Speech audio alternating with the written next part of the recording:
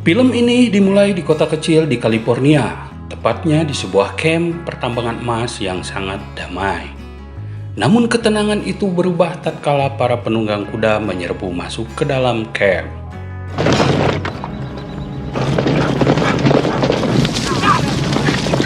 Menyerang para penambang secara membabi buta dan memporak-porandakan rumah-rumah. Di tengah kekacauan ini, seorang gadis bernama Megan kehilangan anjingnya bernama Lindsay karena tembakan para penyerang.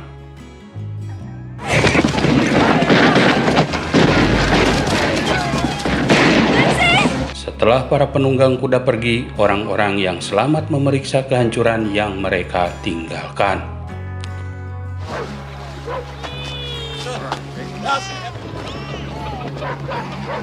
Megan menemukan anjingnya sudah mati. Ia pun bersedih. Kesedihan pun menyelimuti camp saat mereka pulih dari serangan itu. Megan yang masih sedih dan kesal lalu menguburkan anjingnya. Megan pun merenung dan berdoa di sana. Sementara itu, Tuan Hull Barrett meninggalkan camp dan menuju kota. Ia mengabaikan peringatan bahaya dari rekannya, tapi ia teguh dengan pendiriannya tetap pergi ke kota.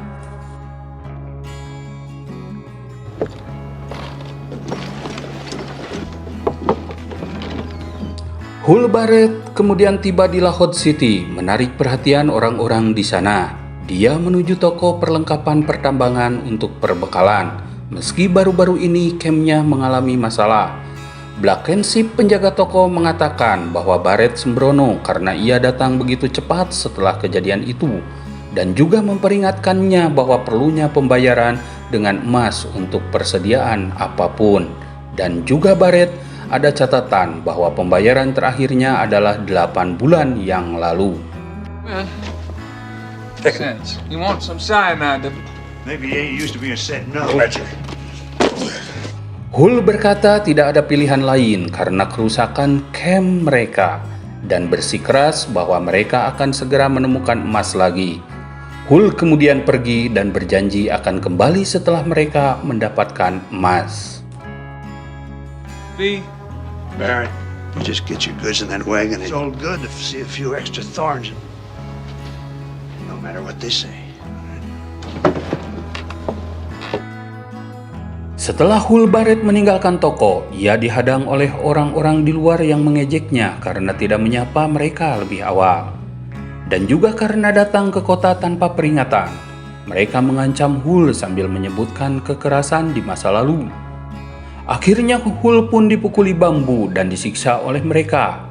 Setelah mereka menghajar Hull, mereka kemudian akan mencuri barang-barang Hull. Kemudian muncullah pria koboi misterius yang menunggang kuda putih. Dia pun turun dari kudanya dan menghajar mereka satu persatu.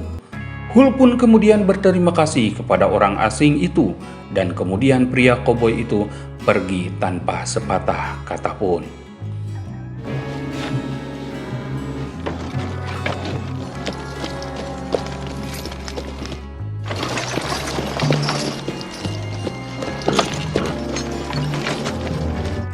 Hull Barrett kemudian di tengah jalan bertemu dengan orang yang menolongnya itu dan kemudian menawarkannya tempat tinggal. Orang asing itu kemudian menerima ajakan Hull untuk kembali ke campnya. Dalam perjalanan mereka berpapasan dengan Ulrich, yaitu penambang lain yang memutuskan untuk meninggalkan camp. Karena konflik yang sedang berlangsung, dia pun menyarankan Hull untuk pergi juga, jika dia bijaksana. Tapi Hull dan orang asing itu tetap melanjutkan masuk ke dalam camp. Di dalam kabin ada Megan yang sedang membaca buku dan ibunya yang sedang memasak. Dari dalam jendela mereka melihat kedatangan Hull dan orang asing itu. He held, and lo, a black horse. Power was given to him that sat there. He had opened the third seal. Scan berpindah di mana orang asing sedang membersihkan badannya dan membersihkan bekas luka di punggungnya yang menunjukkan masa lalu yang penuh kekerasan. Hull kemudian memberitahukan bahwa makan malam sudah siap.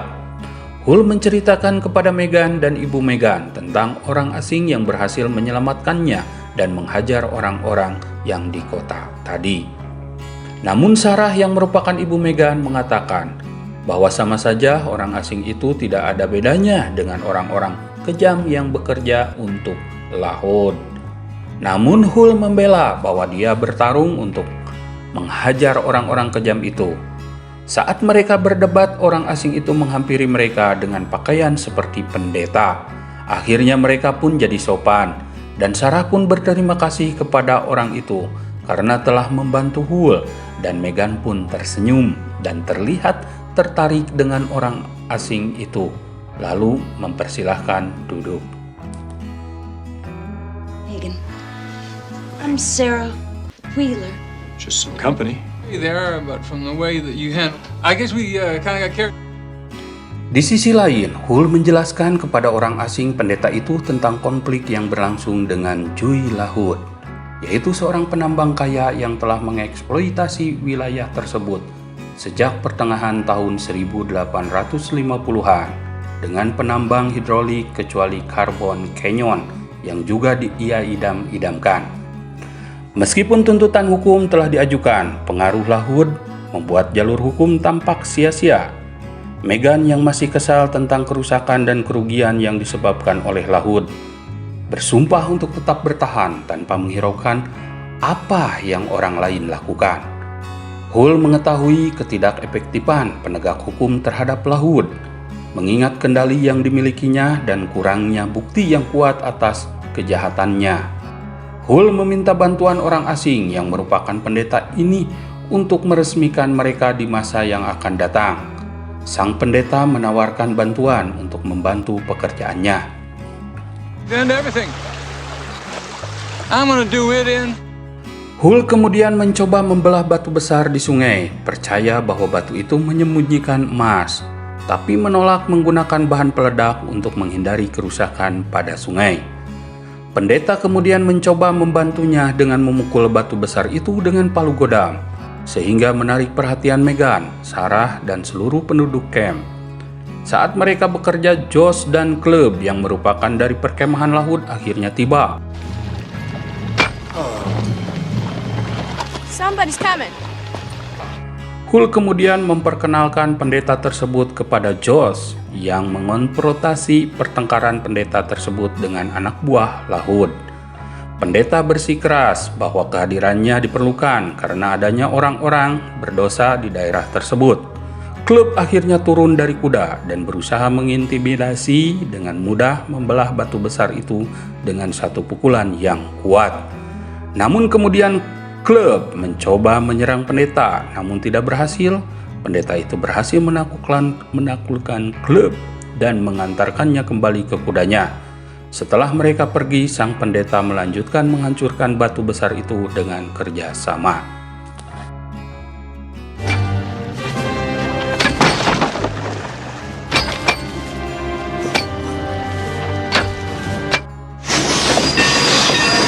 Di sisi lain, sebuah kereta api tiba dengan Joy Lahoud yang kemudian bertemu dengan putranya bernama Josh dan Meg Gill. Mereka memberitahukan informasi baru tentang mereka, dan Lahoud bertanya tentang Carbon Canyon. Mengetahui tentang adanya seorang pendeta yang menyatukan para penambang, Lahoud menjadi frustasi terancam dengan kedatangan pendeta tersebut. Dia awalnya ingin pendeta tersebut dibawa kepadanya, namun kemudian memutuskan untuk tidak melakukannya untuk menghindari menciptakan martir. Lahoud juga menjelaskan tentang tantangan di Sacramento, termasuk penentangan politik terhadap penambangan hidrolik, menekankan urgensi untuk mengambil alih kendali atas Carbon Canyon dan berurusan dengan pendeta secara pribadi. Some of them bastards. Oh, there, Will. Some of them. Beautiful. That's almost.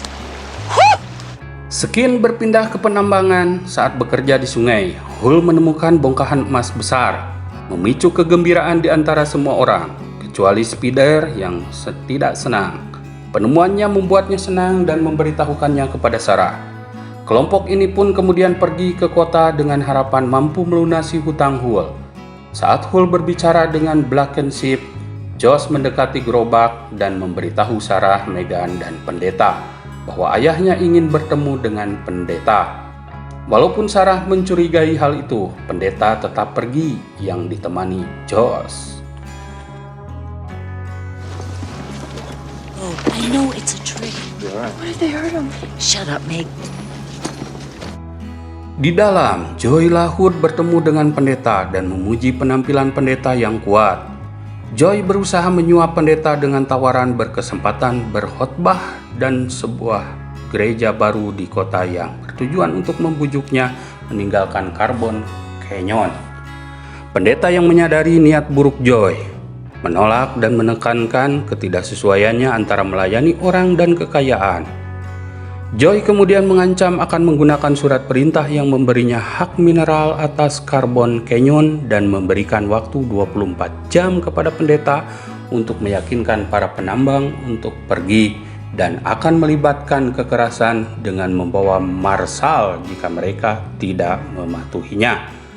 Pendeta bernegosiasi dengan Joy, di mana ia berhasil menaikkan penawaran menjadi $1.000 per klaim untuk menghindari konflik.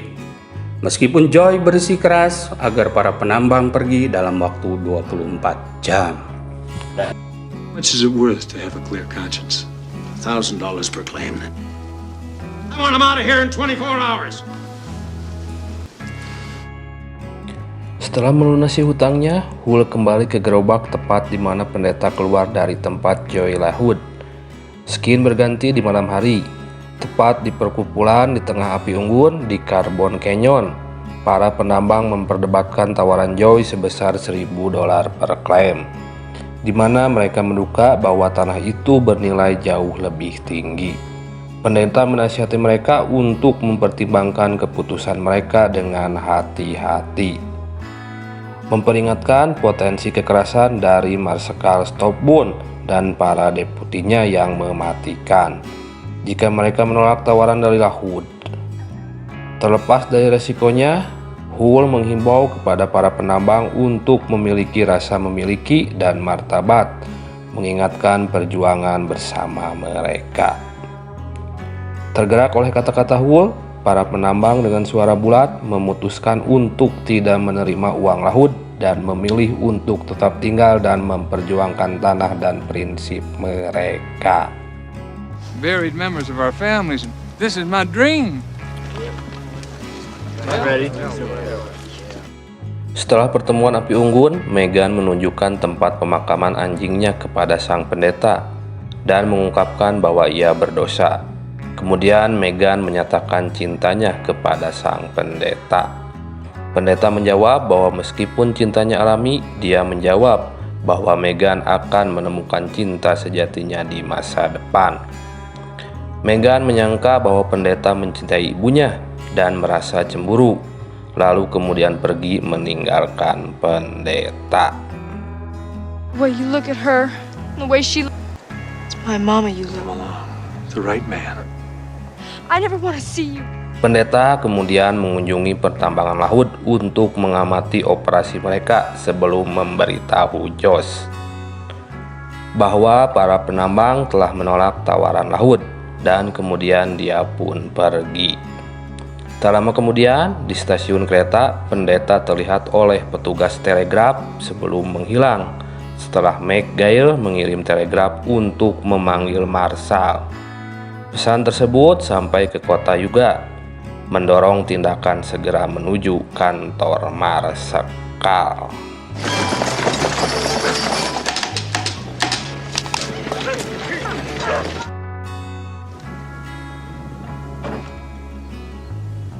Kembali ke kamp penambang, Hull menemukan bahwa pendeta telah pergi membawa barang-barangnya.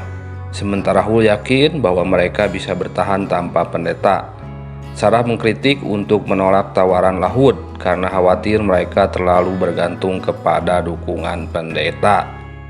Percakapan mereka akhirnya terputus oleh sebuah ledakan di luar. Setelah diselidiki, mereka menemukan bahwa LaHood telah membendung sungai yang secara signifikan mengurangi pasokan air mereka. Sarah mengatakan bahwa menerima tawaran LaHood akan mencegah hal ini terjadi. Sementara itu, pendeta pergi ke Wells Fargo and Coal Express untuk mengambil senjatanya dari brankas, kemudian meninggalkan baju pendetanya. Kemudian ia menggantinya dengan setelan koboi. dan mengungkapkan jati diri aslinya, yaitu seorang freezer.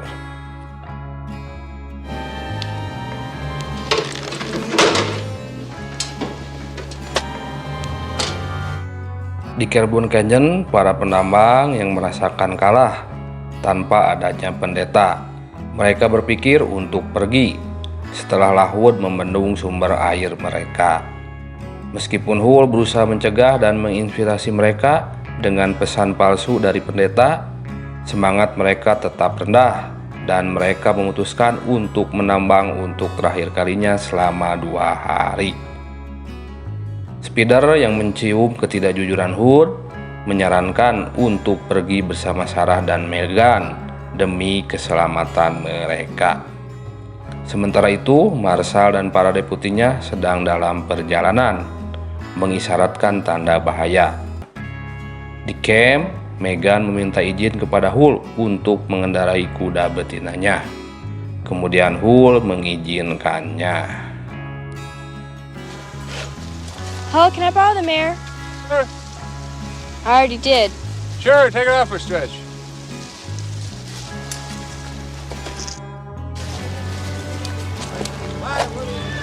Spider menemukan bongkahan emas yang besar dan dengan penuh semangat menyatakan dirinya kaya, sehingga menimbulkan kehebohan di antara para penambang.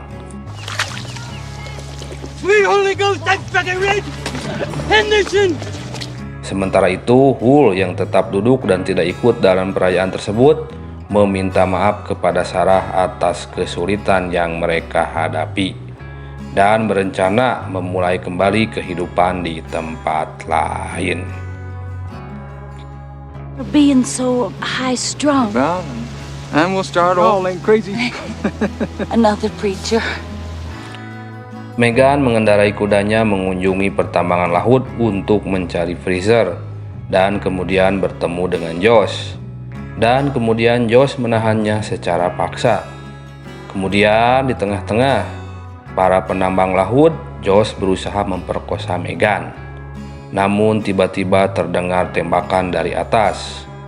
Dan datanglah sang koboi freezer dengan kuda putihnya yang menembakkan senapannya tadi, menetralisir ancaman dari Josh dan anak buahnya. Josh kemudian berusaha melawan Freezer dengan aksi adu tembak, namun kalah cepat dan Freezer berhasil menembak tangannya dan melumpuhkan Josh.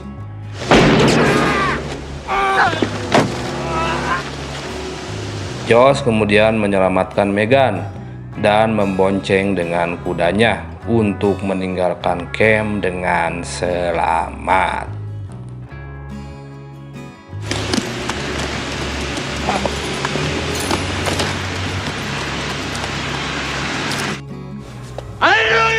Used to work for me.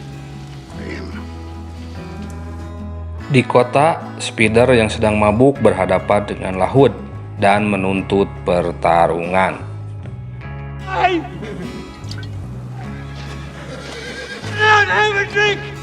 Di dalam, Lockwood memerintahkan Stopbone, seorang marsekal dengan 6 wakilnya, untuk menghabisi sang Freezer dan para penambang. Di luar, Stopbone dan para deputinya menghadapi Spider, memaksanya untuk menari-nari dengan menembaki kaki-kakinya dan menembaknya secara fatal saat ia mengeluarkan senjatanya.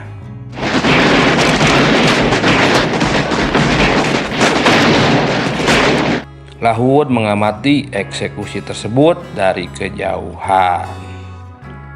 Setelah Spider tewas, Stopbone menyampaikan kepada anak-anak Spider untuk menyampaikan kepada Freezer menantangnya untuk bertemu.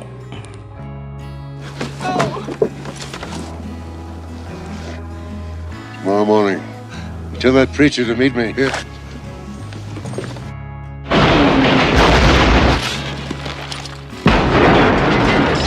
Esok harinya, Freezer dan Hull menyabotase pertambangan Lockwood sebelum Freezer pergi ke kota sendirian meninggalkan Hull untuk menjaga Sarah dan Megan. Doing. So long, preacher. Di kota, Freezer menghadapi anak buah laut di sebuah kafe. Ketika Freezer sedang asik duduk sendirian di kafe, para anak buah laut menembaki kafe tersebut dan menyangka Freezer telah meninggal. Tapi ternyata Freezer muncul tanpa cedera dan akhirnya menghadapi mereka secara langsung dan menghabisi mereka dengan sekejap. Freezer pun keluar dari kafe dengan santai dan membuat laut terkejut. Kemudian dia kembali menghadapi para wakil dari Stopun dalam pertarungan yang menegangkan, dan akhirnya berhasil menghabisi para wakil dari Stopun dengan strategi sembunyi-sembunyi dan menghabisi mereka tanpa tersisa.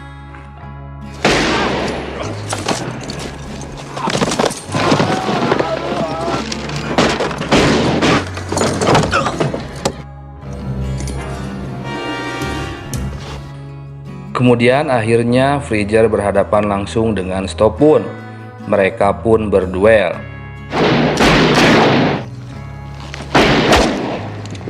Dan akhirnya pendeta berhasil memenangkan duel tersebut. Sementara itu di balik jendela, ketika Laut akan menembak Freezer, Hulk muncul secara tiba-tiba dan memastikan keselamatan Freezer dan berhasil melumpuhkan Laut. Setelah kejadian itu, pendeta akhirnya pergi meninggalkan kota. Megan berusaha mengikutinya, namun disarankan untuk tidak memaksakan mengejarnya. Suara kencang "I love you" terdengar dari bibir Megan. Namun Freezer tetap melanjutkan perjalanannya sendirian. Dan film pun berakhir.